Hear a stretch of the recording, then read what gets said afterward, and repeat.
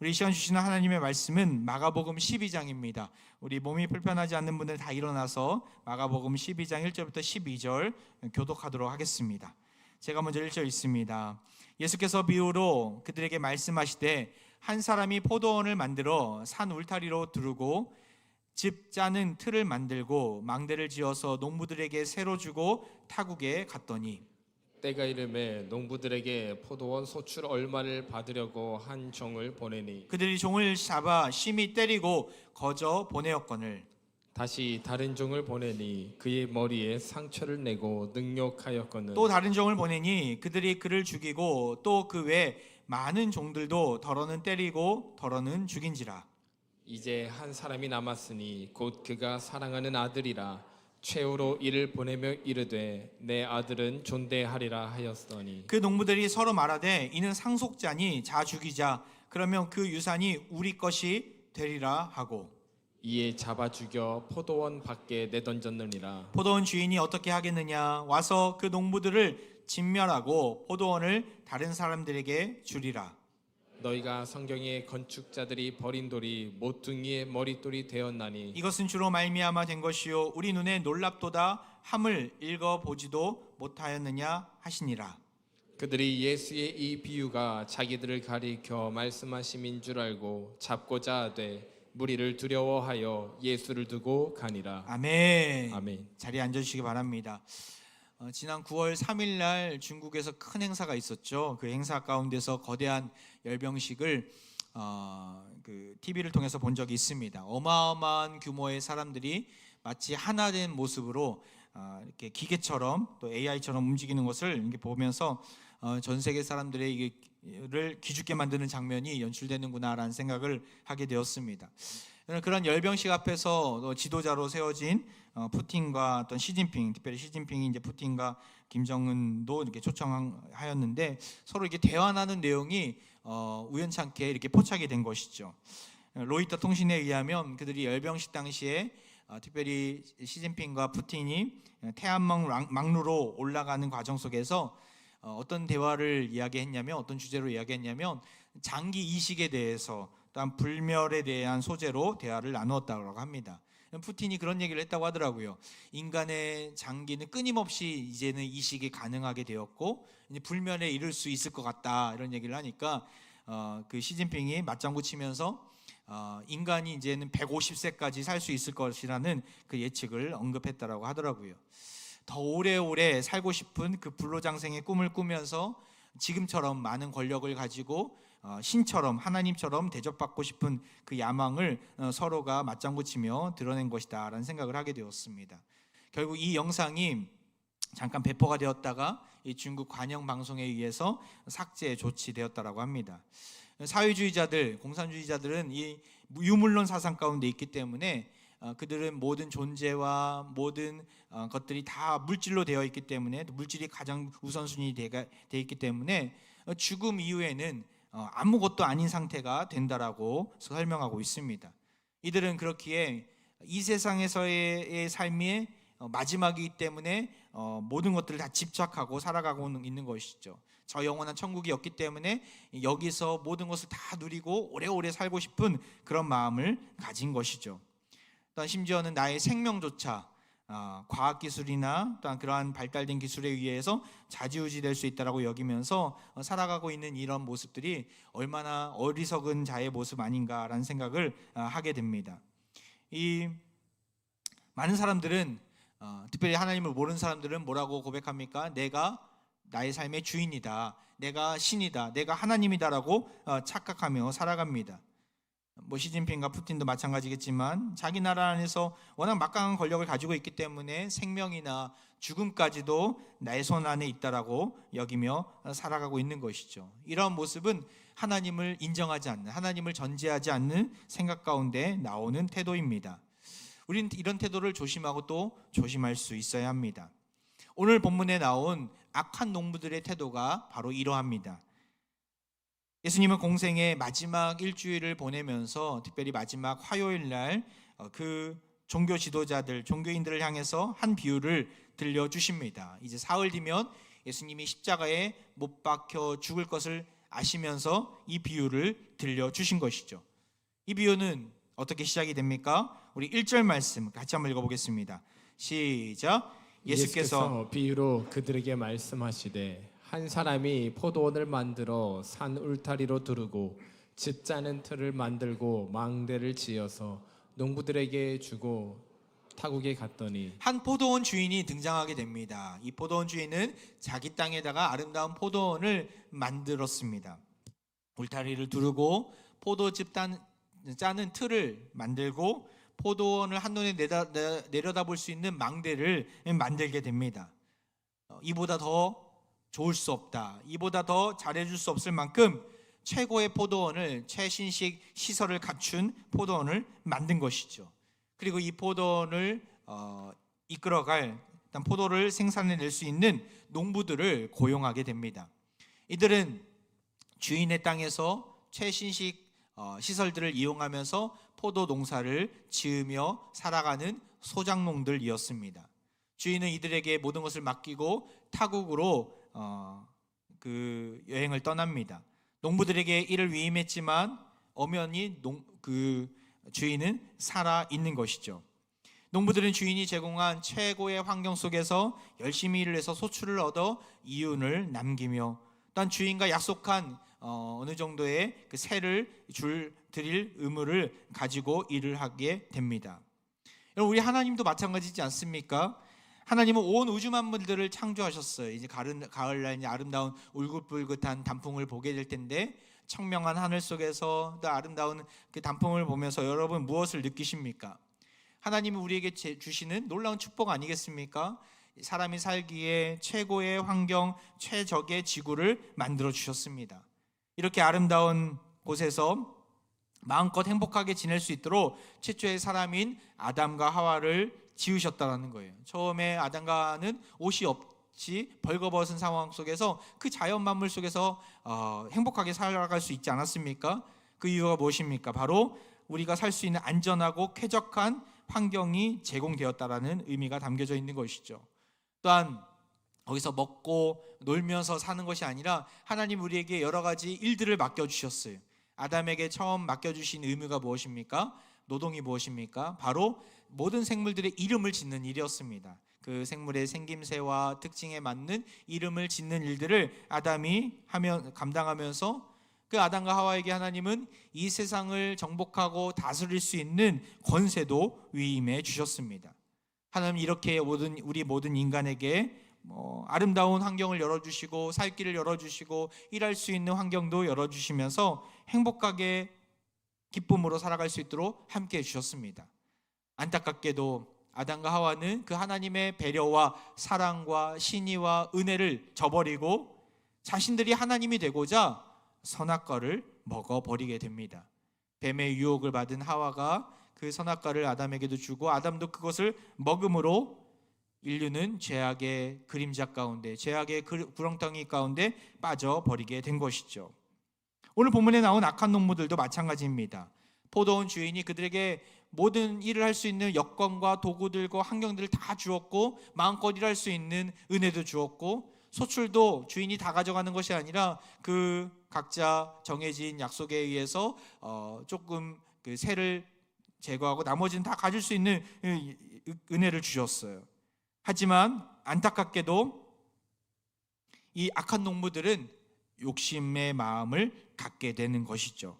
2절을 한번 보겠습니다. 때가 이름에 농부들에게 포도원 소출 얼마를 받으려고 한 종을 보내니, 때가 이르렀다고 얘기합니다. 무슨 때입니까? 바로 소출을 얻을 때겠죠. 레위기 19장에 보면 하나님이 세세하게 가나안 땅에 들어가면 포도원 농사를 어떻게 해야 된다, 어떻게 과목을 심어야 된다라고 말씀해 주시거든요.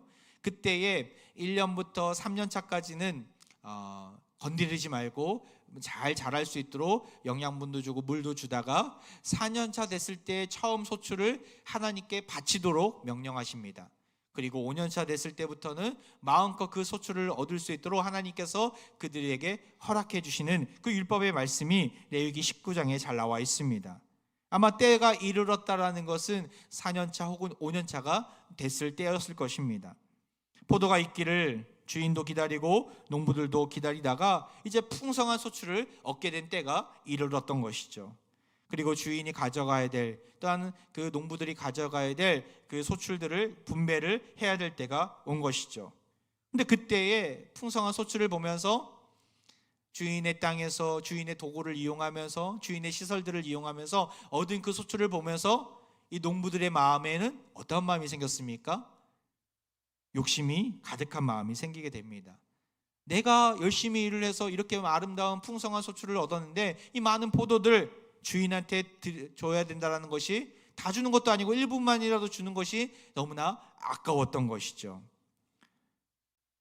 그래서 그들의 마음 가운데는 감사보다는, 기쁨보다는 이 포도원을 내가 가져야 되겠다, 강제로 차지해야 되겠다라는 생각을 하게 됩니다. 주인은 때가 이르렀을 때 소출이 들어오지 않자 종을 보낸 것이죠.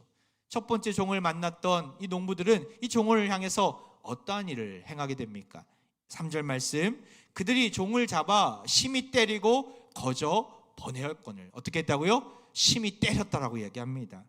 종을 잡아 때리고 학대하며 빈손으로 돌려보낸 것이죠.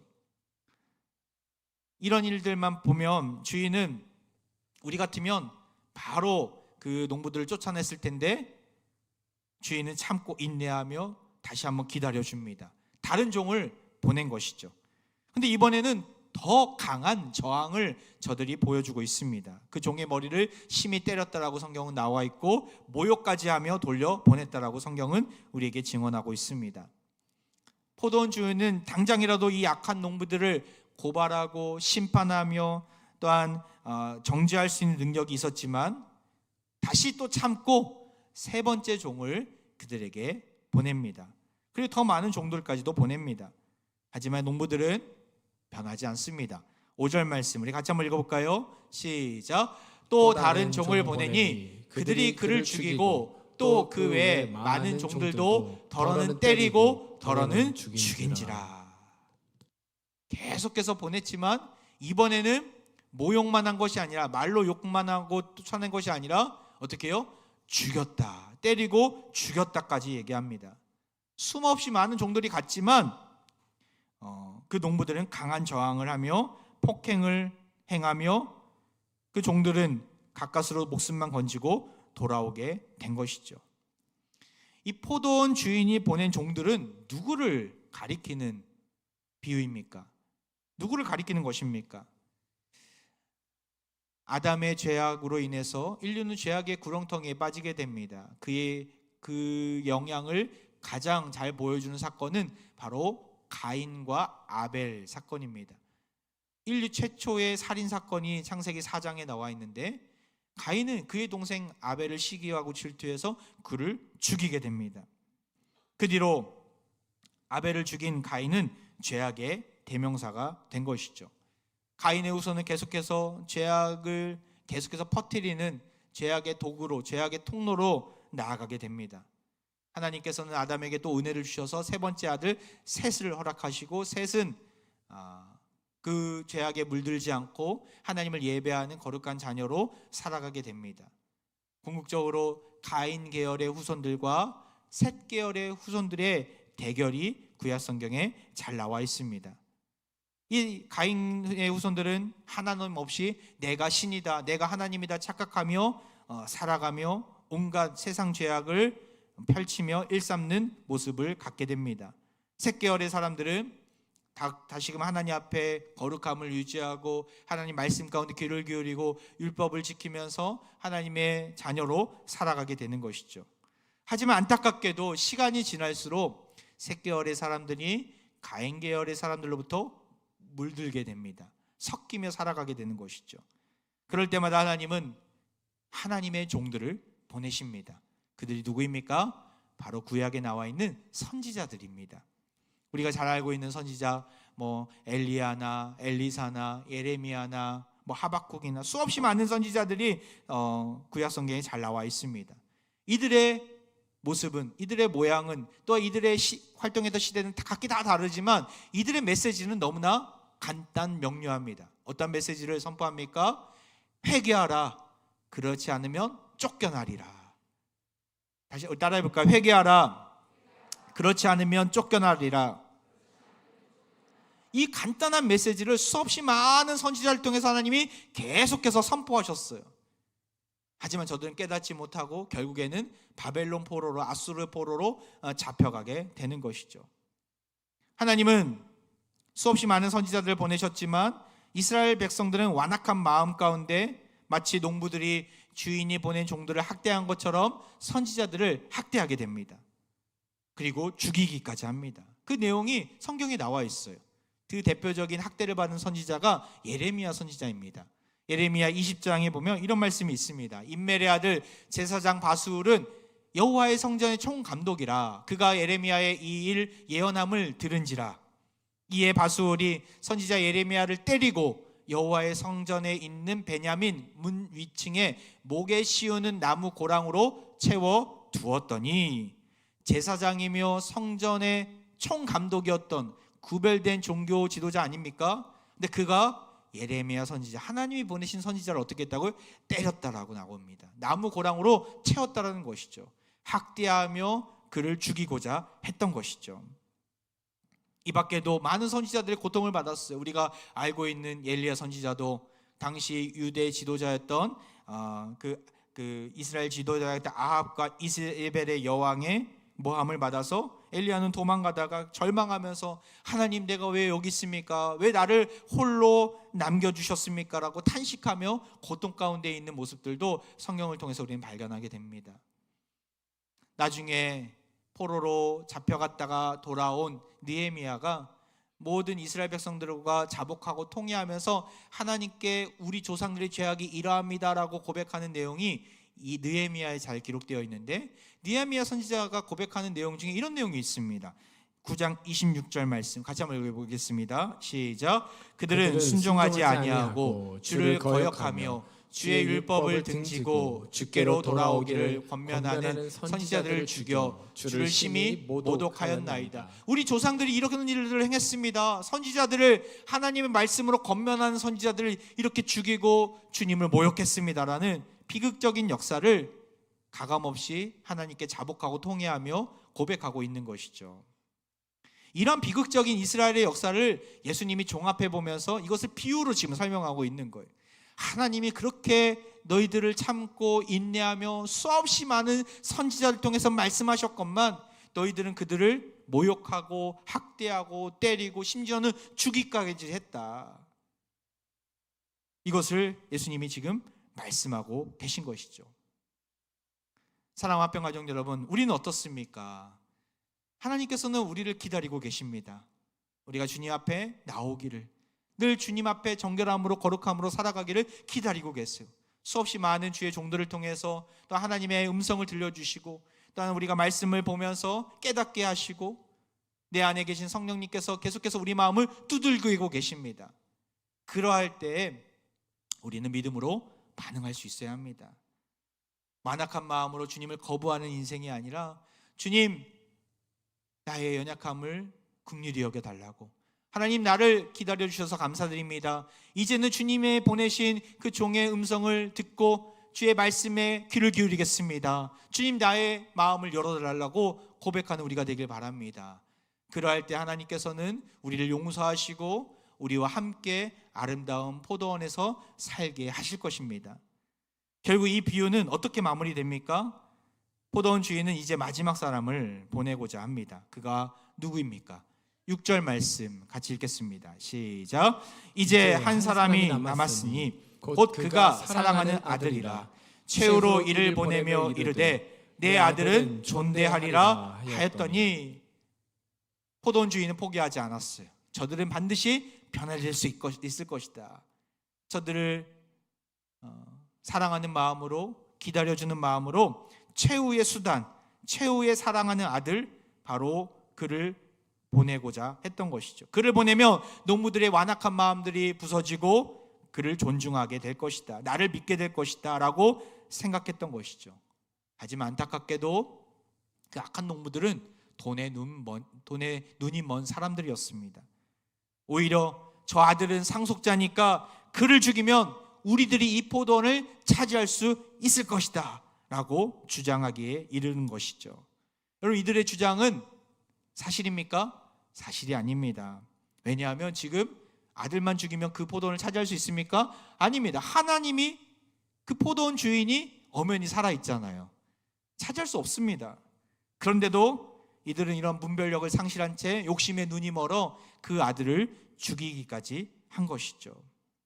더러운 탐욕과 탐심이 가득했기에 주인의 그 사랑과 인내와 환대를 무시해버리고 아들을 잡아 죽여 포도원 밖에 내버린 것이죠.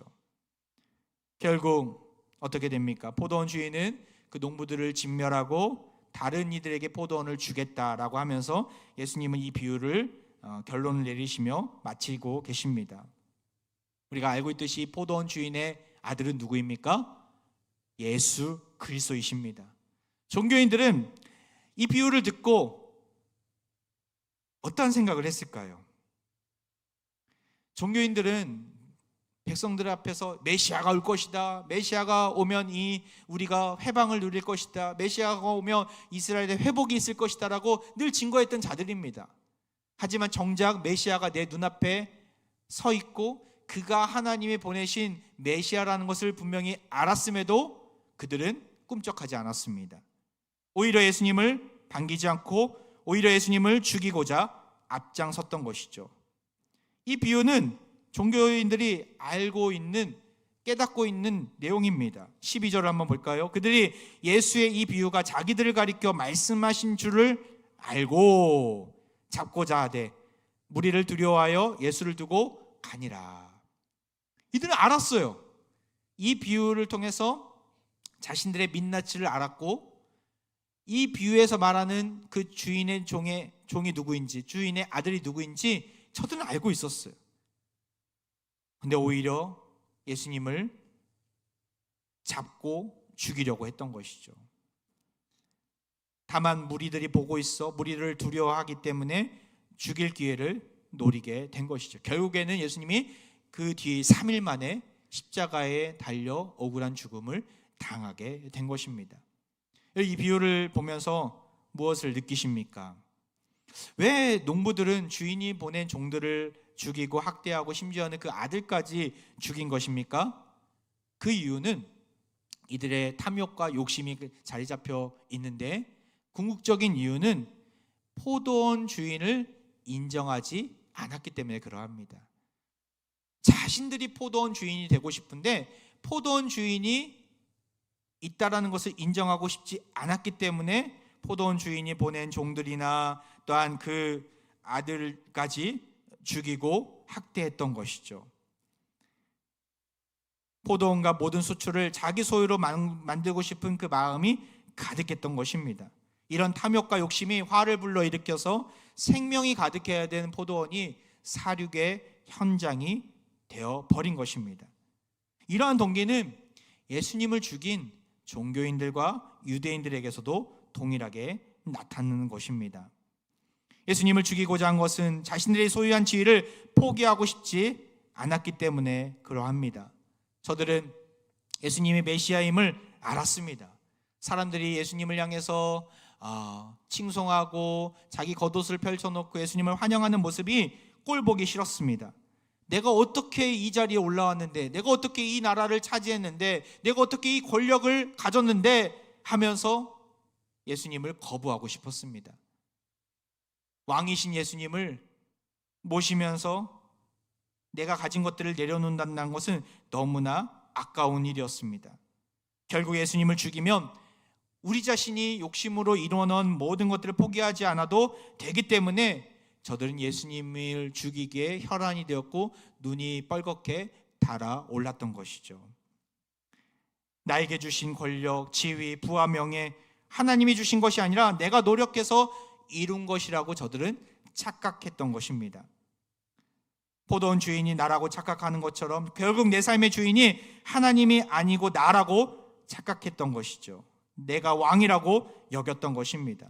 이러한 생각은, 이러한 죄악된 마음은 아담과 하와가 가졌던 선악과를 먹을 때 그 마음과 동일한 마음이고, 지금 우리가 이 땅을 살아가면서 하나님이 아니라 나를 내 인생의 주인으로 올려놓고 사는 사람들의 마음과 동일한 마음입니다. 오늘 본문은 우리에게 무엇을 가르쳐 주고 있습니까? 우리 인간이 얼마나 완악한지를 보게 하는 동시에 우리 또한 똑같은 전철을 밟지 않도록 경고하시는 메시지로 우리는 들을 수 있어야 합니다. 사랑하는 평가중 여러분, 포도원 주인은 누구입니까? 포도원 주인은 누구입니까? 우리입니까? 우리가 아닙니다. 바로 하나님이십니다. 하나님이 우리에게 축복으로 주신 포도원의 주인 되시고 우리는 그분으로부터 사명을 위임받은 청지기일 뿐입니다. 이 당연하고 분명한 사실을 잊어버리면 우리는 내가 주인으로 착각합니다. 내가 내 삶을 이끌어가고 있다라고 여기는 것이죠. 결국 분별력을 상실한 채 예수님이 보내신 예수님마저 거부하고 내가 내 삶의 주인인 양 살아가게 되는 것이죠.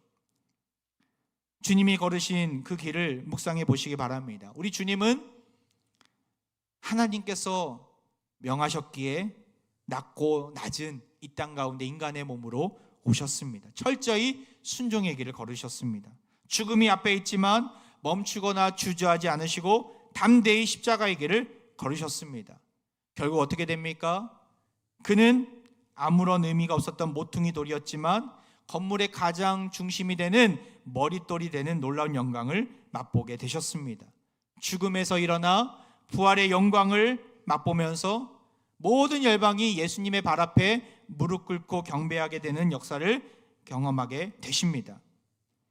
하나님을 아버지로 여기고 나의 왕으로 여기고 하나님의 말씀에 순종하는 자들에게는 이런 놀라운 영광이 함께할 것입니다.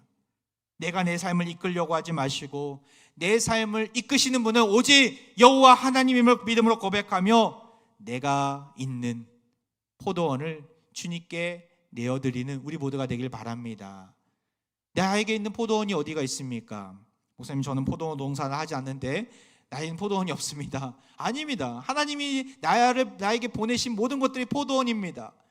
우리의 가정이 나에게 주신 포도원이고 나에게 있는 직장과 사업장이 나에게 주신 포도원이고 교회라는 포도원도 있고 가정교회라는 포도원도 있고 내가 서 있는 곳이 포도원인 것이죠.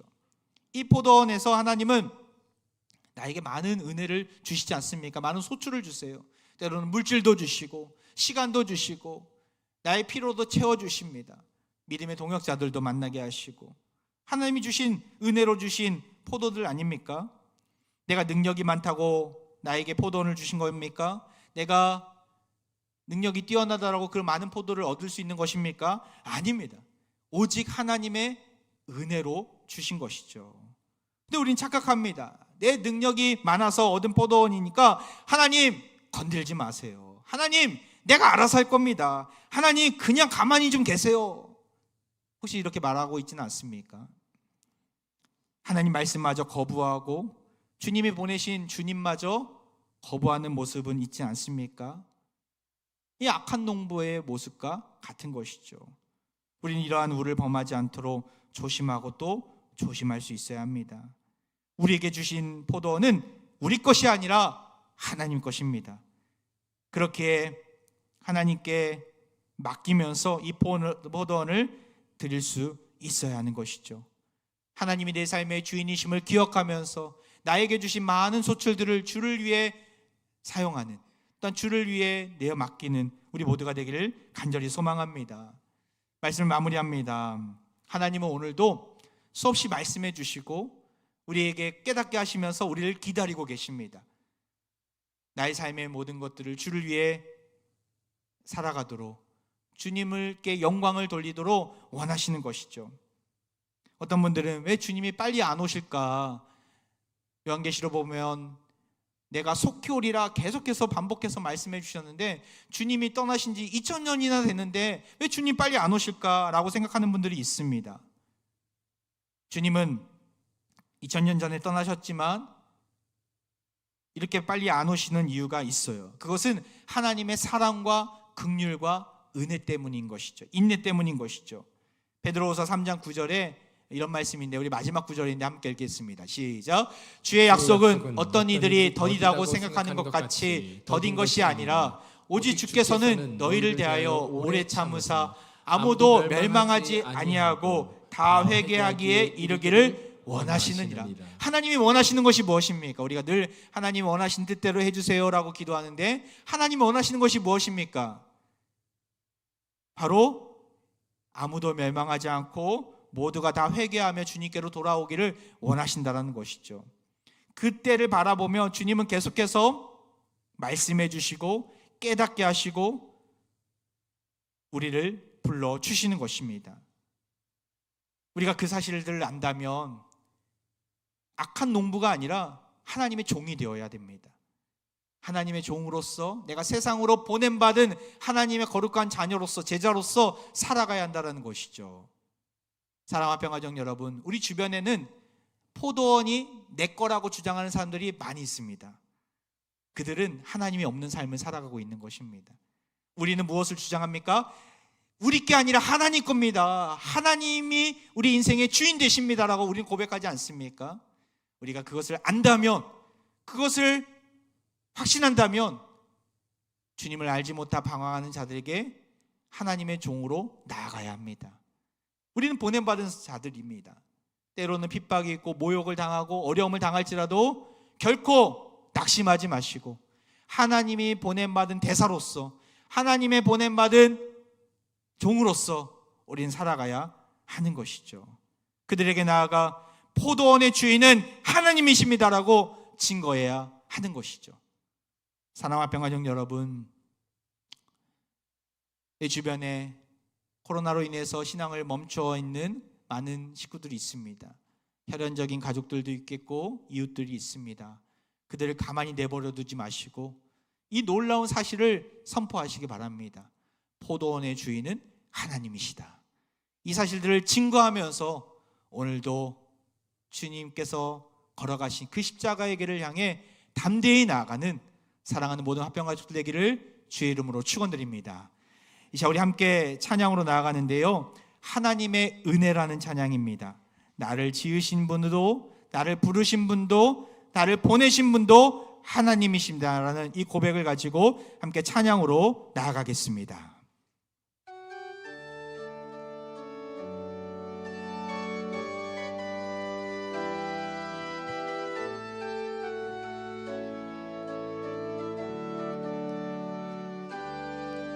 나를 지으신 이가 하나님, 나를 부르신 이가 하나님,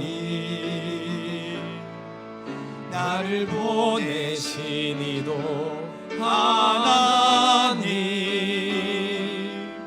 나의 나 된 것은 다 하나님 은혜라. 나의 달려갈 길, 나의 달려갈 길 다가도록,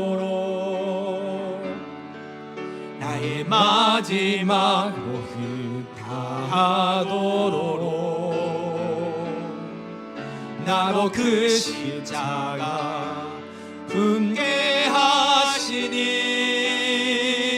나의 나 된 것은 다 하나님 은혜라.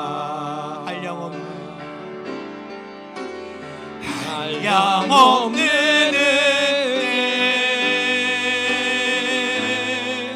갚을 길 없는 은혜, 내 삶을 애워 사는 하나님의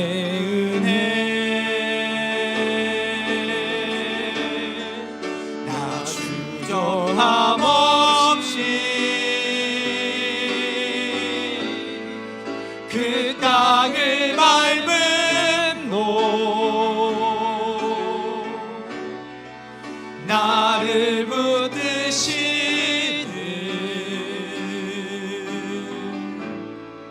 하나님. 우리 다시 한번 찬양합니다. 나를 지으신 이가 하나님, 지으신 이가 하나님, 나를 부르신 이가 하나님, 나를 보내신 이로 하나님, 나의 나 된 것은 다 하나님 은혜라. 나의 달려갈 길 다 가도록,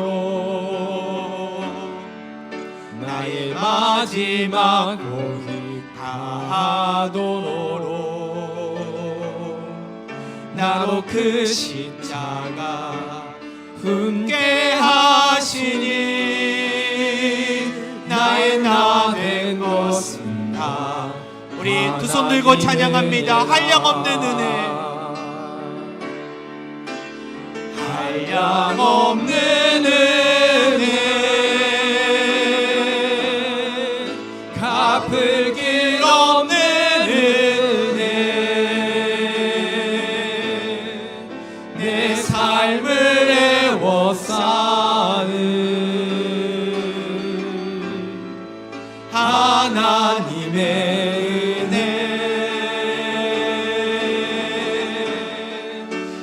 주저함 없이 그 땅을 밟음도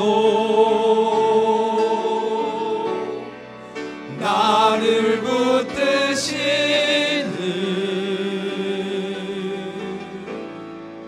하나님의 은혜. 할렐루야. 오늘도 우리에게 아름다운 포도원을 허락하시고 놀라운 은혜를 베푸신 하나님을 찬양합니다. 오늘 말씀을 통해 내 삶의 포도원의 주인이 누구인지 깨닫게 하시고 우리 삶의 모든 것이 주의 은혜로 주어진 것임을 알게 하시니 너무나 감사드립니다. 우리는 종종 착각하며 살았습니다. 내가 속한 가정, 직장, 사업장, 교회, 세상을 마치 내 것인 양 착각하며 주인 행세를 했습니다. 주여, 우리의 잘못을 용서하여 주시고 긍휼히 여겨 주옵소서. 이제 결단하며 나아가오니 우리 삶의 포도원의 주인은 주님이십니다. 날마다 매일 주님을 주인으로 모시며 순종의 길을 걷겠습니다. 탐욕과 욕심을 벗어버리고 주님 보내신 아들 예수님을 따라 부활의 영광을 바라보며 이 길을 걷겠습니다. 주변의 이웃들과 가족들에게 포도원의 주인은 하나님이십니다, 날마다 증거하며 살아가는 주의 종들 우리 모두가 되게 하여 주옵소서. 이 시간 병든 육체와 상한 마음을 부여잡고 기도하며 나아갑니다. 자비와 사랑의 주님, 병고에 시달리는 우리 환우들을 위해 이 시간 기도합니다. 주님의 따스한 손길로 이들의 몸과 마음을 감싸 주옵소서. 고통 속에서도 희망을 잃지 않도록 붙들어 주옵소서. 질병으로 지친 이들에게 참된 위로와 평강을 주시고 회복을 위해 필요한 힘과 용기를 허락해 주옵소서. 환우들의 가족들에게 일일이 찾아가 주시고 인내와 믿음을 주셔서 서로를 끝까지 보살피며 사랑으로 하나 되는 은혜 있게 하여 주옵소서. 우리 모든 환우들 주님의 치유의 은총을 부어주시고 새 힘으로 일으켜 주옵소서. 우리의 머릿돌이 되시는 예수 그리스도의 이름으로 간절히 기도하옵나이다. 아멘.